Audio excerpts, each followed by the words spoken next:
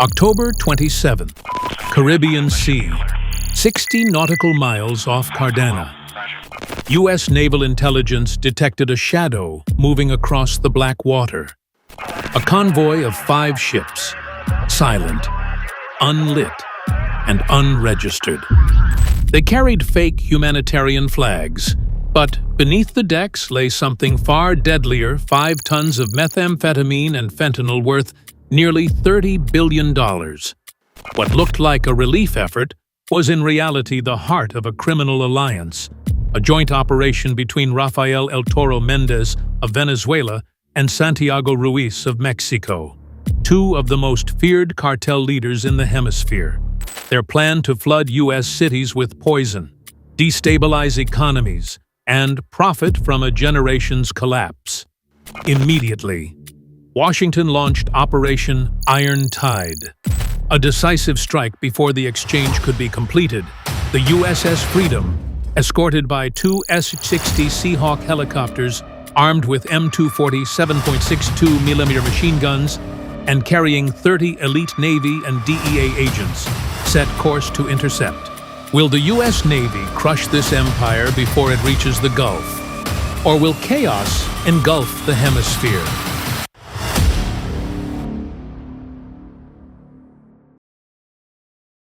Two-hour, October 27th, 2025, 60 nautical miles off Cartagena, Colombia. The Caribbean Sea was still black as ink, its surface mirror calm. Above, the P-8 Poseidon reconnaissance plane, call sign Shadow 2, skimmed through the gray morning clouds. Then the radar pinged.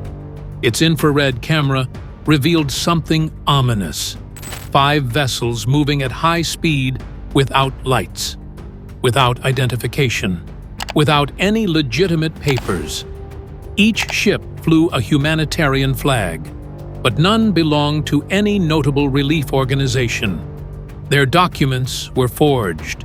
Their transponders yielded nothing. The phantom-looking ships were only the visible tip of an iceberg worth $30 billion. Within minutes, encrypted alerts flowed through U.S. military and intelligence channels.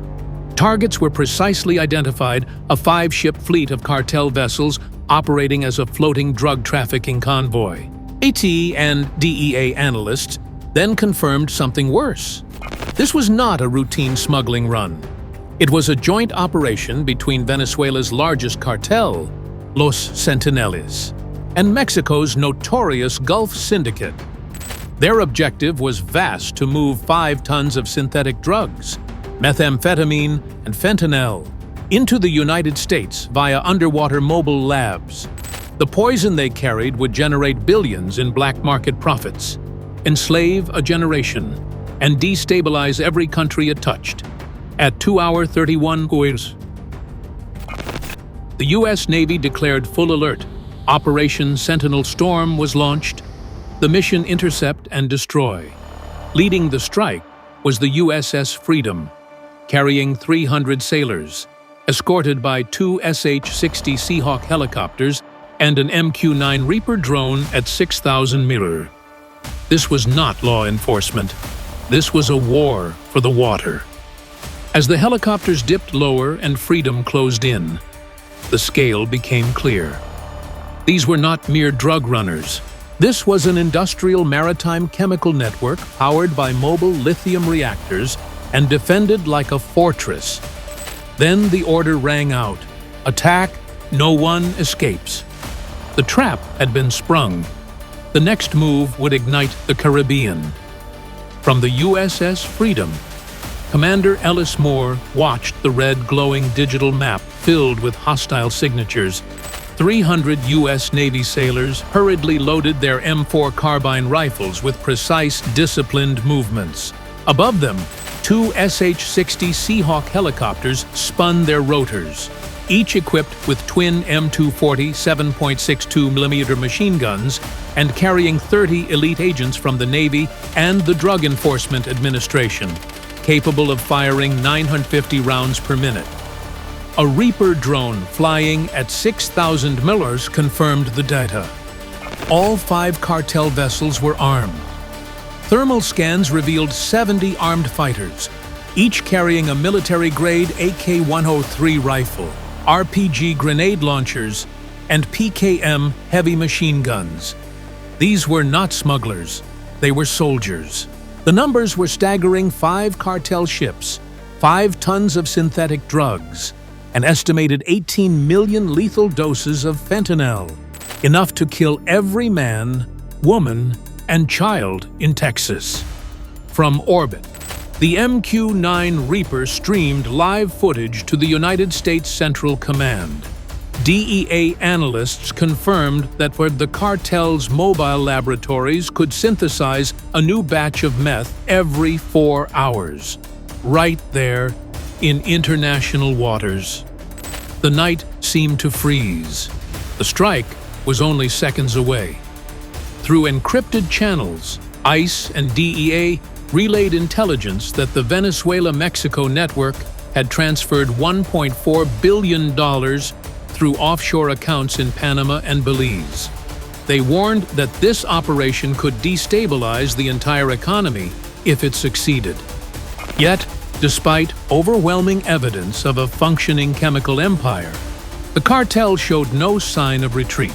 Instead, they formed a crescent-shaped defensive line, a battle formation. The air grew heavy. By 3-hour 10 inside the Combat Information Center of the USS Freedom, the final message was transmitted: authorization confirmed, rules of engagement lifted, engines roared, rotors howled. The night stood still. The attack was only seconds away. Would the billion-dollar exchange unfold unseen, or would America's hunters strike first and end it before dawn? The USS Freedom closed in just a few hundred yards from its targets. Above, 2 S-60 Seahawk helicopters circled in attack formation, their rotors slicing through the humid Caribbean air. Commander Ellis Moore sent out the final warning, his voice echoing through the loudspeakers: "Stop immediately, hands in the air." But there was no surrender, only defiance and fury. The entire fleet opened fire without warning. A storm of bullets tore through the night, an arc of blazing light ripping across the darkness. 70 armed fighters of the Venezuela-Mexico Cartel Alliance, soldiers in everything but uniform, unleashed chaos upon the waves. AK-103 rifles, PKM machine guns, and RPG-7 launchers flashed under the moonlight. Tracer rounds cutting through the fog like burning comets. On board the USS Freedom, alarms blared. Commander Moore's order came sharp and cold: engage all hostile targets. The Mark 110 57mm naval gun roared, shells screaming across the sea at 910 mm. Each impact struck with terrifying precision. Within 30 seconds, 2 enemy vessels were obliterated, engines shredded, decks engulfed in flame. A cargo ship detonated, erupting into a 30-ton of blue chemical fire. From above, the 2 Seahawks dove in. Their M240 machine guns opened up, 950 rounds per minute raining down on enemy decks, shredding gun mounts and railings in minutes. The cartel formation collapsed. At 6,000 miles, the MQ-9 Reaper circled overhead, streaming live video to Freedom's command deck. 1 cartel vessel broke formation, accelerating north. Moore's voice cut through the noise. Reaper, 1 fire, and AGM-100 Torcani. Hellfire missiles streaked through the darkness and struck midship. The blast vaporized the vessel, a white flash, visible 20 miles away. DEA's shadowed 6 agents boarded the burning wrecks that remained.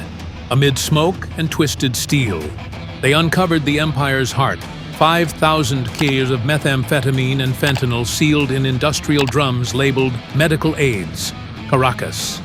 Nearby lay $42 million in Venezuelan cash stacked beside forged export manifests bearing Colombian customs seals. By 4:05 a.m., the sea was quiet again. 43 cartel gunmen were dead, 26 captured, the rest wounded or burned alive, 5 vessels destroyed or seized, over $30 billion in contraband neutralized. As dawn broke over the Caribbean, smoke coiled above the waves, Commander Moore stood on deck, watching the first light pierce the mist. "This wasn't a raid," he murmured. "It was a war fought in the shadows." The sea went silent, but the war was far from over. Stay with me, because what waited inland would expose something far bigger than drugs. 7:30. While smoke still drifted across the Caribbean, the war moved inland. Hours after the naval assault, encrypted coordinates flashed through DEA command in Quantico.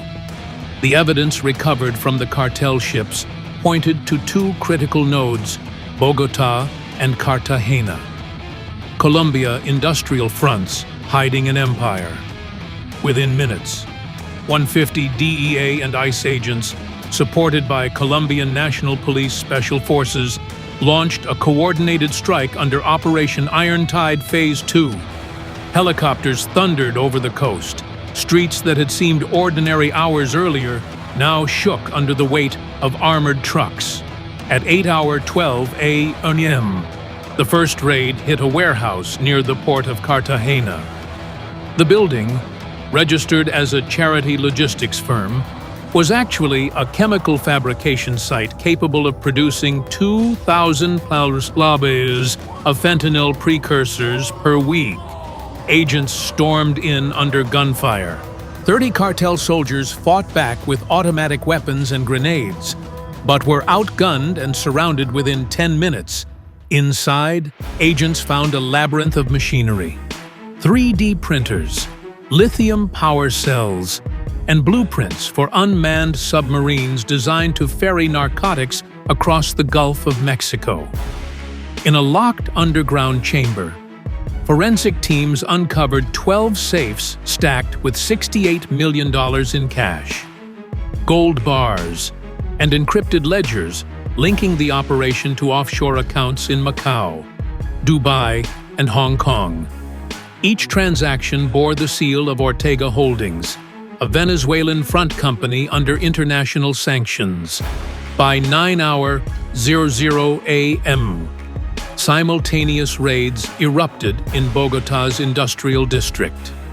DEA Field Commander Miguel Alvarez reported that cartel engineers had constructed 5 mobile synthesis pods, each equipped with portable lithium reactors, proof that the organization had merged narcotics and state technology into a single war machine. Resistance was fierce.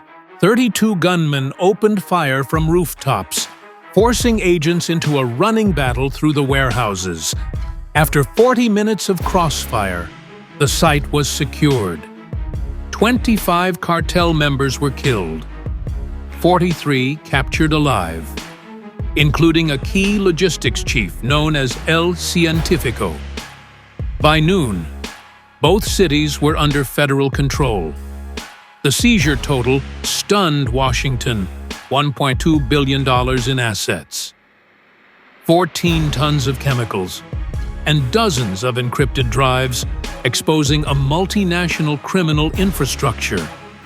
As helicopters lifted the captured men in handcuffs, the air still smelled of smoke and gunpowder. What began as a night battle at sea had now ignited a full-scale urban war, one that revealed the cartel's reach was far greater than anyone had imagined. 2 p.m. Washington, D.C. Inside the White House Situation Room, screens glowed red with satellite feeds from Colombia and the Caribbean. Maps flickered with coordinates, captured ships, and supply routes stretching from Caracas to Panama and from the Gulf of Mexico to Hong Kong. For the first time, the scale of the operation stood fully revealed. What America had dismantled in less than 12 hours was not a cartel. It was an industrial war machine worth more than $30 billion, spanning 3 continents. Admiral Robert Kingsley of U.S. Southern Command stood before the National Security Council. His voice was calm but cold. "Gentlemen, this wasn't organized crime," he said. "It was logistics warfare." Analysts from the DEA and ICE presented the evidence: 5,000 kilos of meth and fentanyl seized, 14 tons of precursor chemicals, $110 million in currency and gold, and over 90 encrypted hard drives tracing financial routes through Macau, Dubai, and Caracas. Forensic chemists confirmed the use of military-grade lithium reactors, technology restricted under international law and manufactured by a Venezuelan defense contractor. The implication was undeniable state sponsorship. By 3-hour 20 p.m., Operation Irontide officially transitioned into Operation Red Horizon, empowering joint cyber units and financial task forces to strike the network's offshore accounts. Within hours, 7 foreign bank accounts were frozen, totaling $1.4 billion in cartel assets. The Treasury Department began drafting sanctions against Ortega Holdings and its Chinese suppliers. As the meeting adjourned, silence hung in the room. America had won a battle, but uncovered a far greater war. The enemy was no longer hiding in jungles or mountains. It operated through servers, cargo manifests, and trade routes disguised beneath the flow of global commerce. At sunset, aboard the USS Freedom, Commander Ellis Moore received the encrypted message confirming victory. The sea around him was still littered with the burned remains of 5 cartel vessels. He turned to his crew and spoke quietly, "Remember this day. The next war won't begin with soldiers. It'll begin with cargo." The camera fades on the horizon. The waves glimmer red beneath the dying light. A silent reminder that justice sails always forward, always watching. As the sun dipped below the Caribbean horizon, the smoke from the destroyed convoy thinned into gold mist. The USS Freedom cut silently across the still water, her hull marked by gunfire and salt, but her flag unshaken. For those aboard, the war was not measured in territory or medals.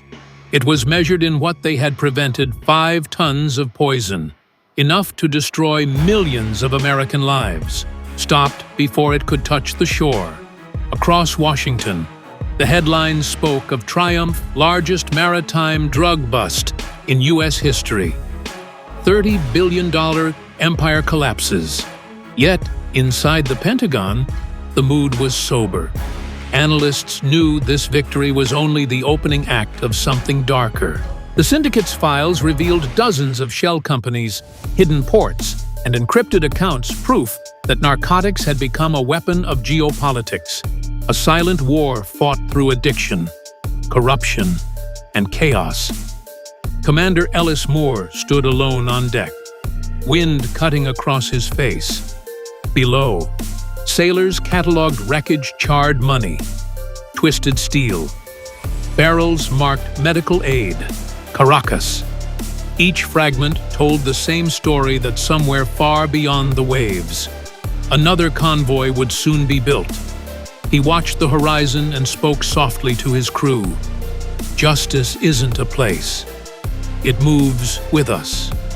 It sails. The engines rumbled, echoing across the empty sea.